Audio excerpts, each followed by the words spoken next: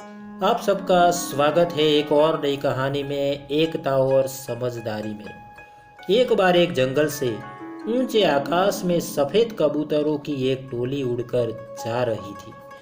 बहुत दूर जाना था उन्हें, लंबा रास्ता था। सुबह से उड़ते उड़ते थकान होने लगी थी। सूरज तेजी से चमक रहा था। कबूतरों को भूख लगने लगी थी। तभी उन्होंने देखा कि नीचे जमीन पर चावल के बहुत से दाने पड़े थे। कबूतरों ने एक दूसरे से कहा, चलो भाई, थोड़ी देर रुककर कुछ खा लिया जाए, फिर आगे जाएंगे। एक बुजुर्ग कबूतर ने चारों ओर देखा। वहां दूर दूर तक कोई घर या मनुष्य दिखाई नहीं दे रहा था। फिर चावल के ये दाने यहाँ कहाँ से आए? बुजुर्ग कबूतर ने बाकी कबूतरों को समझाया, मुझे लगता है कि यहाँ कुछ गड़बड़ है, तुम लोग नीचे मत उतरो। लेकिन किसी ने भी उसकी बात नहीं सुनी। सभी कबूतर तेजी से उतरे और दाना चुगने लगे। इतने बढ़िया दाने बहुत दिनों के बाद खाने को मिले थे। वे बहुत खुश थे। जब सभी ने भरपेट खा लिया तो बोले, चलो भाई, अब आगे चला जाए। लेकिन यह क्या? जब उन्होंने उड़ने की कोशिश की तो उड़ ही नहीं पाए। दानों के साथ साथ वहां एक चिड़ीमार का जाल भी था, जिसमें उनके पांव फंस गए थे। उन्हें अपनी गलती पर पछतावा हुआ।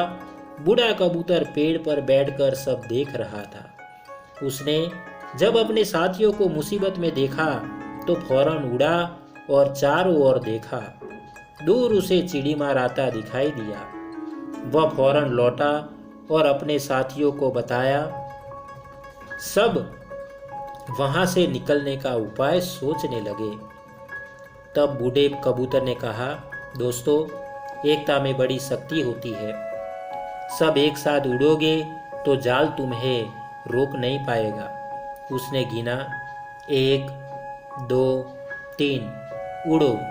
सारे कबूतरों ने एक साथ जोर लगाया और जाल उनके साथ उठने लगा।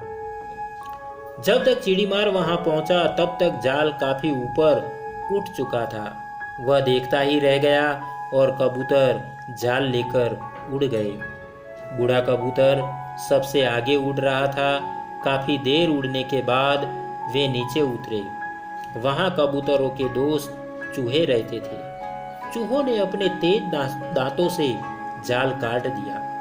इस तरह बूढ़े कबूतर की समझदारी और साथ मिलकर काम करने से सभी कबूतर बच गए। यह कहानी से हमें यह सीख मिलती है कि एकता में बल होता है और हमें अपने बुजुर्गों की बात को कभी अनदेखा नहीं करना चाहिए। तो दोस्तों, आशा करता हूँ कि आपको यह कहानी अच्छी लगी होगी। और हाँ, अगर आपको यह कहानी वाकई अच्छी लगी है तो एक लाइक और एक शेयर तो ज़रूर करना दोस्तों। और हाँ दोस्तों, चैनल को सब्सक्राइब करना तो मत ही भूलना। आपके प्यार को इसी तरह देते रहना, क्योंकि हम आपके लिए इसी तरह की अच्छी और मनपसंद कहानियाँ आगे लाते रहे। तो दोस्तों, आज के लिए इतना ही। फिर मिलेंगे एक और नई कहानी के साथ। तब तक के लिए आप सबको हमारा धन्यवाद। जय हिंद।